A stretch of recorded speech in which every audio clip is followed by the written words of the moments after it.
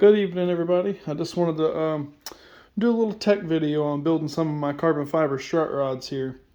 Uh, some people don't quite understand. They call and they want to know what length I make them and all kind of stuff like that. And you give me some links, I'll make them for you for if that's what it takes. But figured I'd make this video and show y'all how it goes. I got everything we're gonna need. I got a tube here. It's already cut to length. I got my two rod ends with the threaded insert that I have made for these already on them. It's all prepped and ready to go. I have popsicle sticks. I got Q-tips, some Scotch tape, a tiny drill bit here, a couple files, some alcohol, and the ever famous JB Weld. I like the quick clear stuff. It works great. I think it's highly underrated. That being said, all this is prep, but I'm gonna take you through the process here and show you what I do and give you an up close look. When it comes to these tubes are drawn over this is a pre-impregnated cloth, and it's wrapped over a very shiny mandrel, and it is done, and then it is physically removed from the mandrel after it's cured, and it leaves a smooth inside. And same with, let's see if we can get these in. Same with having these inserts done. They I can't get it to focus. Right there. I had these CNC made, and my guy's very good, and these come out super shiny, and shiny is no good when it comes to making this stuff. So the first thing I do is I take this little drill bit and I drill this hole in the side, and that essentially gives me a rosette weld or a plug weld, just like if you're welding a tubular control arm or something like that, threaded insert into a piece of chromoly. I assure you, if you take this drill bit and you come out here and you start trying to drill it, it's going to shoot every which way. The last thing it's going to do is go inside that tube. So I've come to take these things, put it in my drill, reach in here like that, and drill it from the inside out. Then I come back and I clean this up. Do that on both ends. The second thing I do is take this round file and I clean out the holes both sides.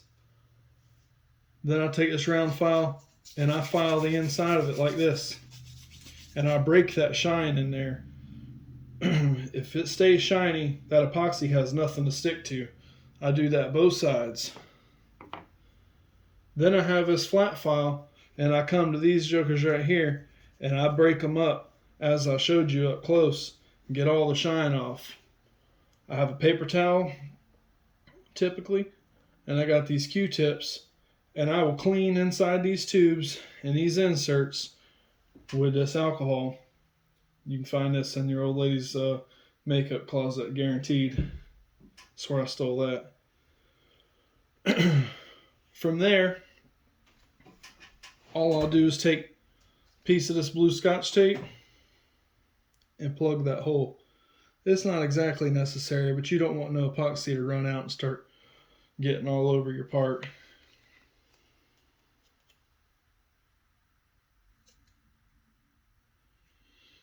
Now I've already cleaned all this and prepped it. So all I'm going to have to do is bust out this epoxy. I'm sure it won't take much.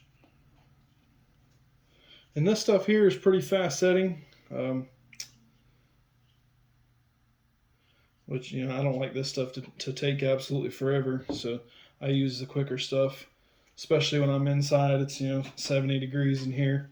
It's not going to set off too fast.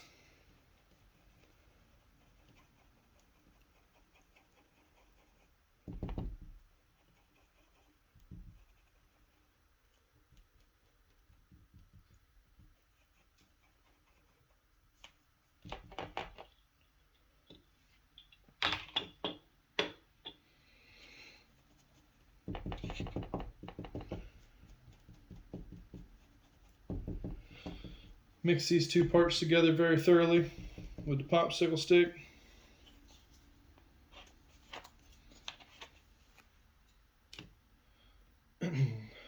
And all I'm going to do, take the Q-tip, roll it in epoxy like so,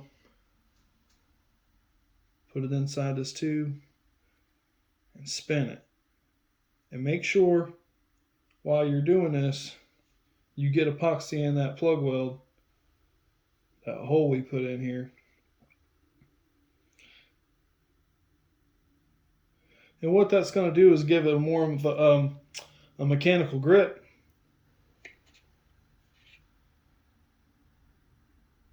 So if this thing for some reason was to try to pull apart, that epoxy's really got something to hold on to. Because you know, for the wing struts and whatnot, pretty much all your force is down from downforce of the air coming over the car. But I use these things for a lot, and these particular 4 are going on my window frames in my tube chassis car that I'm building. I don't post a lot about that on my business page, but this side will kind of start getting gummy. You can just flip it over and use the other side.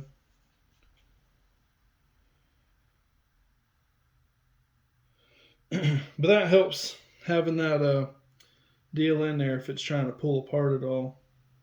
And then I kind of put these together slow and twist and give that epoxy a chance to go all the way around this thing, like so.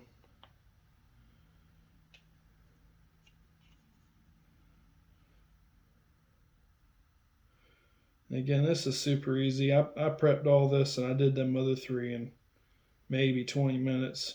It took me longer to figure out how to get the camera set up than it's taking me to do this right here. So I'm going to do the same thing on the other side. I already put epoxy in there. I'm a little bit shaky.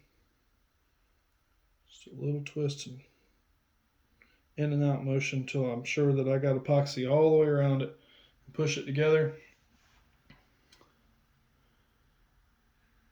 Then you just want to find, I like using these paper plates like this. It's cheap, really works. You could use one paper plate and paper towels on either side if you want to. But I'm going to set that there, and I'm just going to keep a close eye on them, and I'm going to make sure they don't push apart. And after a few minutes, these things are going to gel off. I'll probably give them a half hour or so. It's kind of cool in here. But give them a half hour or so to set up good. And at that point, I peel the blue tape off. And from there, I want to force cure these things hard. the epoxy, that is. So I'm going to put my household oven on 200 degrees. Some of those old ladies are going to get pissed off about this, but I promise it won't stink up the house. Put it on 200 degrees and leave the door open. Set these in. Leave them for a couple minutes. Close the door halfway. Give them a couple more minutes. Close the door the rest of the way and leave them in there for a half hour. When a half hour's up, shut them off, and that epoxy will be hard. Just as hard as it's going to get, and super tough. And you shouldn't ever have to worry about it ever at that point. But I just wanted to go over these steps with you guys, go over the materials I use, which is, again, just a couple files, small drill bit, I think it's a 5/64, some scotch tape, some popsicle sticks. This is everything that you'll get in my kits when you buy from me. It's a clear JB weld, alcohol, not a whole lot to it, a couple Q-tips, but build these up. I like them a lot. I got one of these on my throttle rod, going from my throttle pedal to my throttle body on my car, and I heat cured it to make sure when the motor warmed up that the epoxy don't never get soft and let me down. And we'll see how it works in the long run. But I appreciate you guys watching. Thank you very much.